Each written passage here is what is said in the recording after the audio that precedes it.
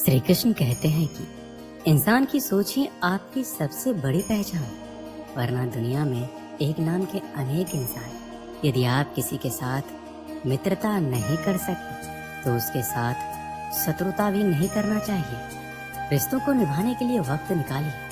कहीं ऐसा ना हो जब आपके पास वक्त हो तो रिश्ता ही ना बचे। जो दूसरों की तकलीफों को समझते हैं, जिनमें दया है, दिल से अच्छे हैं, उन्हें दोबारा जन्म लेना नहीं पड़ता। जीवन में समय चाहे जैसा भी, परिवार के साथ रहो। सुख हो तो बढ़ जाता है और दुख हो तो बढ़ जाता है। मनुष्य का जीवन केवल उसके कर्मों पर चलता है। जैसा कर्म होता है वैसा उसका जीवन होता है। सृष्टि का नियम है, जिस तरह के विचार हम अस्तित्व को संप्रेषित करते हैं, उसी तरह की ऊर्जा अस्तित्व द्वारा हम तक पहुंचती है। ध्यान रहे, विचारों का सकारात्मक होना अनिवार्य है, तभी राह सरल और सुगम होती चली जाएगी। कभी किसी और के लिए जीने का प्रयास मत करो। किसी और की दृष्टि में अच्छा बनने का चेष्टा मत करो। हम अकेले आए हैं, अकेले ही जाएंगे। हम जैसा कर्म करेंगे वैसा ही फल पाएंगे। जो बीत गया उसे भूल जाओ। जो कर रहे हो उस पर विश्वास रखो। जो होगा उसकी चिंता छोड़ दो। बस तुम्हें मात्र अपने कर्म करने हैं। पुरस्कृत करने का कार्य नियति का है। अच्छे कर्म अच्छे ही फल देते हैं। वह जो अपने परिवार से अत्यधिक जुड़ा हुआ है, उसे भय और चिंता का सामना करना पड़ता है, क्योंकि सभी दुखों की जड़ लगाव है। इसलिए खुश रहने के लिए लगाव छोड़ देना चाहिए। वह जो हमारे चिंतन में रहती है वह करीब है, भले ही वास्तविकता में वह बहुत ही दूर क्यों ना हो। लेकिन जो हमारे हृदय में नहीं है वह करीब होते हुए भी बहुत दूर होता है। वो जिसका ज्ञान बस किताबों तक सीमित है, जिसका धन दूसरे के कब्जे में, वह जरूरत पड़ने पर ना अपना ज्ञान प्रयोग कर सकता है ना धन।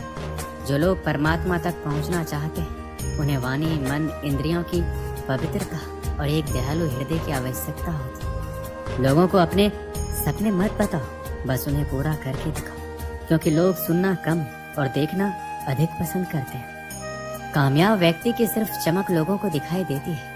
उसने कितने अंधेरे देखे ये कोई नहीं जानता। यदि सपने सच नहीं हो रहे तो रास्ते बदल लो। सिद्धांत नहीं, क्योंकि पेड़ हमेशा पत्तियां बदलती है, जड़ें नहीं। कोहरे से एक अच्छी बात सीखने को मिलती है कि जब जीवन में रास्ता ना दिखाई दे रहा हो तो बहुत दूर तक देखने की कोशिश व्यर्थ है। एक एक कदम चलते जाओ, रास्ता खुलता जाएगा। दीपक का जीवन इसलिए वंदनीय नहीं है क्योंकि वह जलता है, अपितु इसलिए क्योंकि वह दूसरों के लिए जलता है, दूसरों से नहीं जलता है। कुछ बनना है तो पानी जैसा बनो, जो अपना रास्ता खुद बनाता है। पत्थर जैसा मत बनो, जो दूसरों का भी रास्ता रोक लेता है। विश्वास में वो शक्ति है जिससे उजड़ी हुई दुनिया में प्रकाश लाया जा सकता है। विश्वास पत्थर को भगवान बना सकता है और अविश्वास भगवान के बनाए इंसान को पत्थर दिल बना सकता है। किसी की यादों में घुट घुट कर मरने से अच्छा है कि आप अपनी ताकत को अपने लक्ष्य पर लगाओ और इतने सफल बन जाओ कि एक दिन आपको छोड़ने वाला रोए। जीवन में आपसे कौन मिलेगा ये समय तय करेगा। जीवन में आप किससे मिलेंगे यह आपका दिल तय करेगा। लेकिन जीवन में आप किसके दिल में बने रहेंगे ये आपका व्यवहार तय करेगा। इंसान को खुद की नजरों में सही होना चाहिए। दुनिया की तो छोड़िए, ये दुनिया तो भगवान से भी दुखी है। मौन रहना अच्छी बात है, लेकिन ऐसा मौन किस काम का जो आपके अस्तित्व को ही खत्म कर दे। मौन आपकी ताकत भी है और कमजोरी भी। बस आपको ये पता होना चाहिए कि कब आपको मौन रहना है और कब नहीं।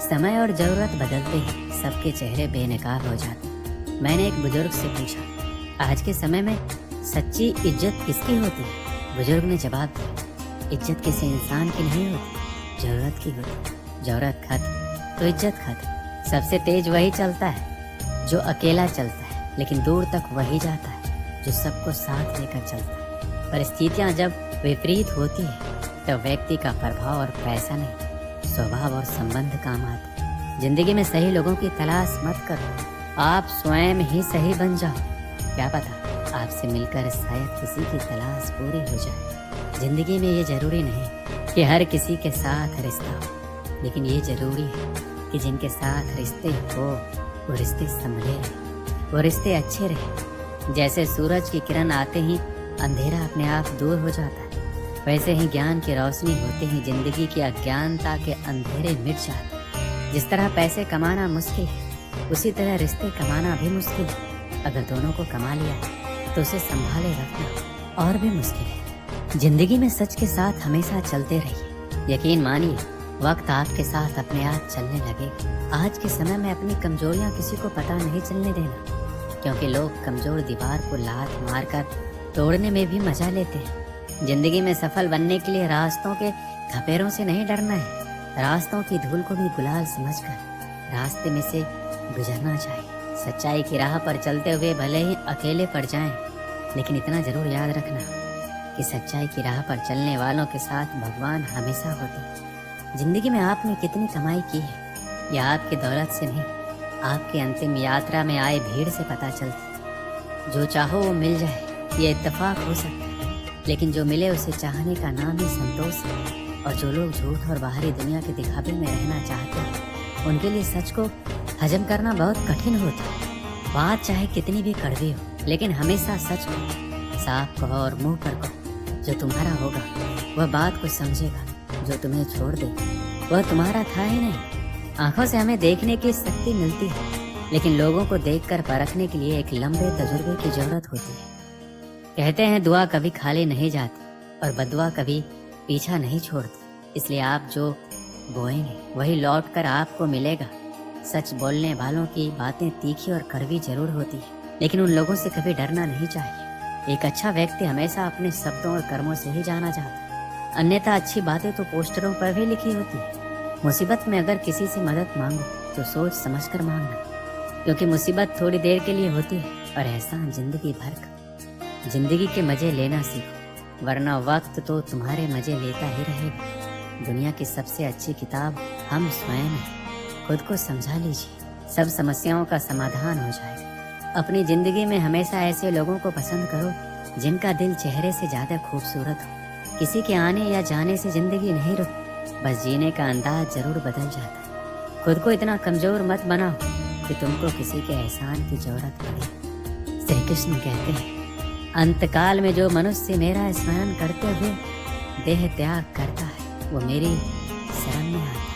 इसलिए मनुष्य को चाहिए कि अंतकाल में मेरा चिंतन करे। एक समय की बात है, एक गांव में एक मूर्तिकार रहा करता था। वह काफी खूबसूरत मूर्तियां बनाता था। इस काम में वह अच्छा कमा भी लेता था। उसे एक बेटा हो। उस बच्चे ने बचपन से ही अपने पिता के पास मूर्तियां बनाने शुरू कर दी। धीरे धीरे उसने मूर्तियां बनाना सीख लिया। अब वह बहुत अच्छी मूर्तियां बनाया करता था और पिता अपने बेटे की कामयाबी पर बहुत खुश था और गर्व महसूस करता था। लेकिन जब वह मूर्तियां बनाता तो हर बार बेटे की मूर्तियों में कोई ना कोई कमी निकाल दिया करता था। वह कहता था, बहुत अच्छा किया है बेटा, लेकिन अगली बार इस कमी को दूर करने की कोशिश करना। बेटा कोई भी शिकायत नहीं करता। वो अपने पिता की सलाह पर अमल करते हुए अपने मूर्तियों को और बेहतर करता जाता। इस लगातार सुधार से बेटे की मूर्तियां अपने पिता से भी अच्छी बनने लगी और ऐसा समय भी आ गया, लोग बेटे की मूर्तियों का बहुत ही अच्छा पैसा देने लगे, जबकि उसके पिता की मूर्तियां पहले वाली कीमत पर ही बिकती रही। पिता अभी भी बेटे की मूर्तियों में कमियां निकाल देता था, लेकिन बेटे को अब ये अच्छा नहीं लगता कि कोई उसकी मूर्तियों पर कमियां निकाले।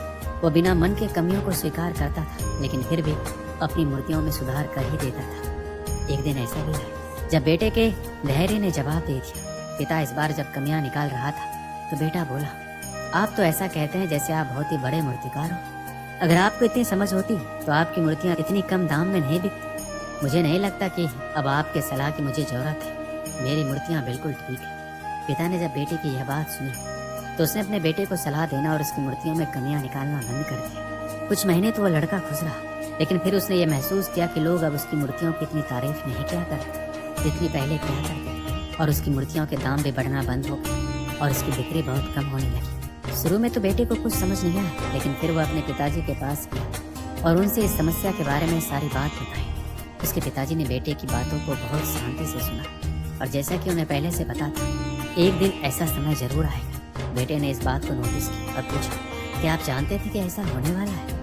पिता ने हाँ में उत्तर दिया और बोला, आज से कई साल पहले मैं भी इसी हालात से टकराया था। बेटे ने सवाल किया, तो फिर आपने मुझे समझाया क्यों नहीं? पिताजी ने जवाब दिया, क्योंकि तुम समझना नहीं चाहते थे। मैं जानता हूँ कि तुम्हारी जितनी अच्छी मूर्तियाँ मैं नहीं बनाता हूँ। ये भी हो सकती है कि मूर्तियों के बारे में मेरी सलाह गलत हो। ऐसा नहीं है कि मेरी सलाह की वजह से कभी तुम्हारी मूर्तियां बेहतर बनी, लेकिन जब मैं तुम्हारी मूर्तियों में कमियां दिखाता था तब तुम अपनी बनाई मूर्तियों में संतुष्ट नहीं होते थे और खुद को बेहतर बनाने की कोशिश करते थे। और वही बेहतर बनाने की कोशिश ही तुम्हारी कामयाबी होने का एक बड़ा कारण था। लेकिन जिस दिन तुम अपने काम से संतुष्ट हो गए और तुमने ये मान लिया कि अब इसमें और बेहतर होने की कोई गुंजाइश ही नहीं है, तब तुम्हारी कामयाबी रुक गई। लोग हमेशा तुमसे बेहतर की उम्मीद रखते हैं और यही कारण है कि अब तुम्हारी मूर्तियों के लिए तुम्हारी तारीफ नहीं होती और ना ही उनके लिए तुम्हें ज्यादा पैसे मिलते। बेटा थोड़ी देर चुप रहा, फिर उसने सवाल किया, तो अब मुझे क्या करना चाहिए?